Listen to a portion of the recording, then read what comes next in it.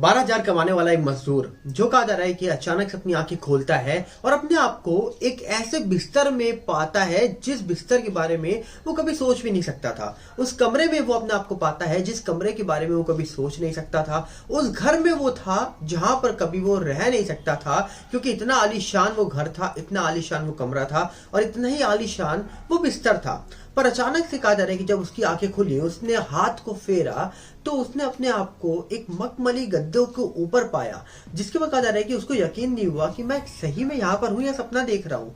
और जब उसने अपने आसपास नजरें फेरी तो कहा जा रहा है कि 3 लड़कियां उसको वहां पर दिखाई देती हैं। एक लड़की तो फ्रिज के पास में ही बैठी हुई थी और तीनों लड़कियां अंडरगारमेंट्स में थी, मतलब उनके तन में और कपड़े नहीं थे अंडरगारमेंट्स के अलावा।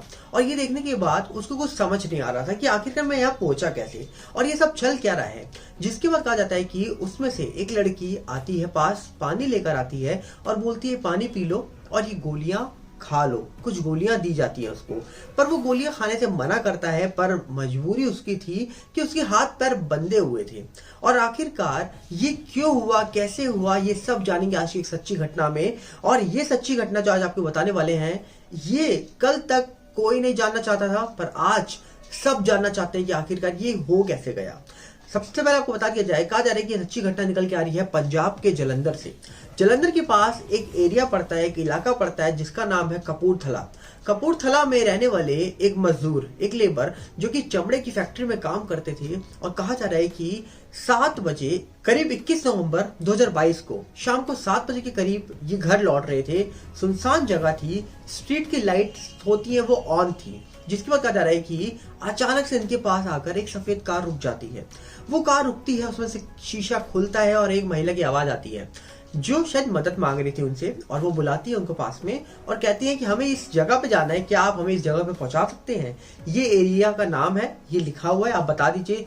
वो उस समय कहा जा रहा है कि जो लेबर थे, जो मजदूर थे, वो उनको कहते हैं कि देखिए मैं पढ़ा लिखा नहीं हूँ, तो मुझे नहीं पता ये कौन सी जगह की बात कर रहे हैं आप, और मैं महज 400 रोज कमाता हूँ, मैं अब घर जा रहा हूँ, मुझे इतना आइडिया नहीं है कि आप जिस जगह की बात कर रहे हो, जो कुछ लिखा हुआ है, मैं तो ये पढ़ भी नहीं पा रहा हूँ। जैसे ही ये बातें वो लेबर के द्वारा बताई जाती हैं, वैसे ही कहा जा रहा है कि उस मजदूर के चेहरे पर एक ठंडा ठंडा कुछ गिरता है, जिसको कहा जा रहा है कि बाद में पता लगा कि वो केमिकल डाला गया था उस मजदूर के मुंह में। वो केमिकल जैसे ही उसके फेस पे जाता है, वैसे ही वो मजदूर शायद बेहोश हो जाता है, और उसके बाद वो सब लोग उसे कार में डालकर एक ऐसी जगह ले जाते हैं जो शायद बहुत आलीशान थी। और वहीं जाने के बाद मजदूर की जब आंखें खुली तो वो आंखें खुली की खुली रह गई कि आखिरकार मैं यहाँ पहुंचा तो पहुंचा कैसे। और सबसे बड़ा सवाल ये उठता है कि आखिरकार एक मजदूर जो 400 रुपए कमाता है, उसका क्या काम पड़ेगा कुछ लोगों को, ये सवाल उठ रहा था बाद में। पर सबसे पहले जानिए कि आखिरकार वो मजदूर वहां पहुंचा। उसके बाद जब मजदूर की आंखें खुलती हैं, वो हाथ लगाता है मखमली गद्दों के ऊपर, वो कमरे में नजर मारता है तो वो देखता है यहाँ तो सब कुछ आलीशान है।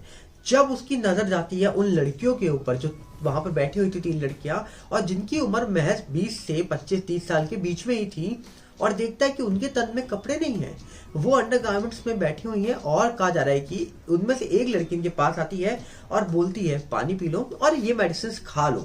जब ये मना करता है तो उससे बोला जाता है कि खा लो वरना तुम्हारे साथ बहुत बुरा होगा। जिसके बाद कहा जा रहा है कि उसके हाथ पैर बांध रखे थे मजदूर के, और इसे ये मजबूरी के दौरान कहा जा रहा है कि उससे वो चीजें खानी पड़ती हैं। जिसके बाद कहा जा रहा है कि धीरे धीरे जो कपड़े वो लड़कियों के तन में थे वो भी उतरते हैं और वो मजदूर के पास आती हैं। और पास आने के बाद वो सब कुछ होता है जो शायद नहीं होना चाहिए था, जो शायद वो मजदूर सोच नहीं रहा था, जो वो मजदूर करना नहीं चाहता था, जबरन उसके साथ किया जा रहा था। और वो तीनों लड़कियां जो थी वो कंपटीशन कर रही थी आपस में। जैसे आप देखते होंगे कंपटीशन होता है कि कौन फर्स्ट आएगा, कौन ज्यादा वेट उठाएगा, या फिर कौन ज्यादा बार कुछ काम करेगा। वही कंपटीशन वहां पर चल रहा था, पर यहाँ पर कंपटीशन किया ये जा रहा था कि कौन सबसे ज्यादा बार उस मजदूर के करीब जाएगा, करीब जाकर वो सब कुछ करके दिखाएगा जो शायद आप समझ रहे होंगे। मतलब इन शॉर्ट आपको बताया जाए तो यहाँ पर किसी गर्ल का नहीं, एक मजदूर, एक लेबर जो 400 रुपये दिन का कमाता था, घर जा रहा था जो अपने, उसका रेप हुआ। और ये चीजें जब बाहर निकल के आई तो सब चौंक गए। कहा जा रहा है कि धीरे धीरे उन लोगों ने, सबने मिलकर रेप किया, और जहां से उस मजदूर को लेकर आए थे सब कुछ करने के बाद करीब 7 बजे के आसपास ये वो लोग अपने घर लेके आए इस मजदूर को वहां से उठाकर, और रात में करीब 3 बजे तक ये सब कुछ चलता रहा। जबकि कुछ भी मजदूर करना नहीं चाहता था, उसे मेडिसिन दी गई, जिसके बाद ये सब कुछ जबरन किया गया उसके साथ। और करने के बाद रात के 3 बजे कहा जा रहा है कि मजदूर को जहां से लाया गया था वहीं पर फिकवा दिया जाता है, हाथ पर बंधवा कर। और कहीं ना कहीं कहा जा रहा है कि सुबह सुबह जब मजदूर थाने जाता है, सोचता है मैं कंप्लेन करूं पहले या घर जाऊं, थाने जाने के बाद वो बाहर से ही लौट आता है। क्योंकि अक्सर एक मिडिल क्लास हो, लोअर क्लास हो, उसे यही लगता है कि अगर कुछ अपर क्लास वालों ने किया है तो क्या हमें उनके ऊपर एक्शन लेना चाहिए, क्योंकि एक्शन अगर हम लेंगे तो डेफिनेटली उनके पास पावर है, उनके पास पैसा है, उनका रुतबा है, तो क्या हम वो केस जीत पाएंगे। इसी के डर से वो मजदूर घर लौट जाता है, कोई केस नहीं करता, कोई कंप्लेन नहीं करता। घर जाकर वो सारी बातें अपने घर वालों को बताता है, जिसके बाद कहा जा रहा है कि घर वाले जो थे वो इस बात को जानने के बाद धीरे धीरे ये बातें बाहर होती हैं, बाहर होने के बाद मीडिया तक पहुंचती हैं। मीडिया के बाद कहा जा रहा है कि प्रिंट मीडिया तक ये बात पहुंची, और उसके बाद ये सारी खबर न्यूज में निकल के आ जाती है, न्यूज मीडिया छाप देती है इसको, और फिर ये जाती है खबर जालंधर पुलिस के पास। फिर पुलिस जब आती है इनसे पूछताछ करने, तो सबसे पहला सवाल यही होता है पुलिस का भी और मीडिया का भी कि आपने पुलिस का सहारा क्यों नहीं लिया, आपने कंप्लेंट क्यों नहीं दर्ज करवाई।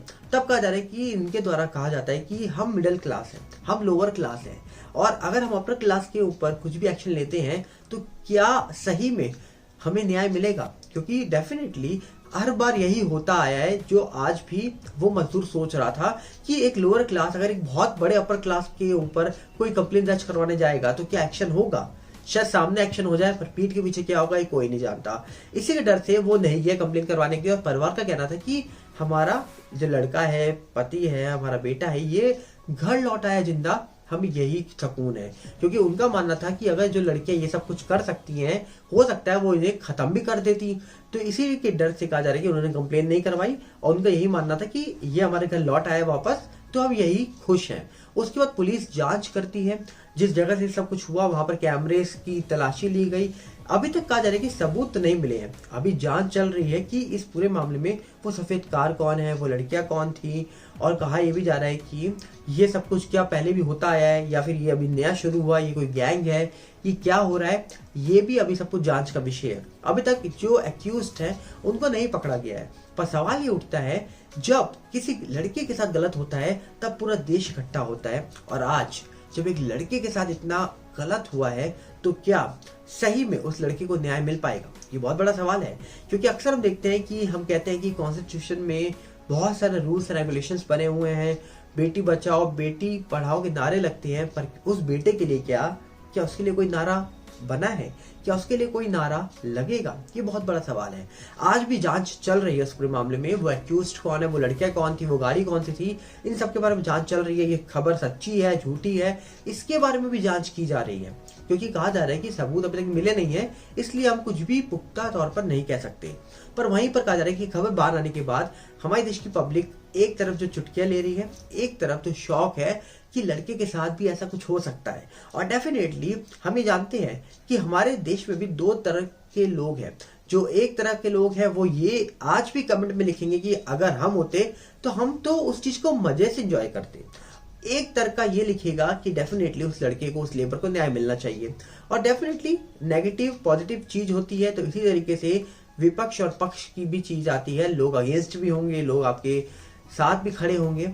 पर सवाल ये उठता है कि क्या उस बेटे की जिंदगी नहीं थी, क्या उस बेटे की, क्या उस लेबर जो मात्र 400 रुपए कमा कर घर जा रहा था, जो रोजी रोटी कमा कर घर जाके शांति से खाना खा के सोकर दोबारा अगले दिन मजदूरी करके कमा के आएगा, उसके साथ इतना सब कुछ होने के बाद आज सवाल उठ रहे हैं, तो उन सवालों का जवाब कौन देगा।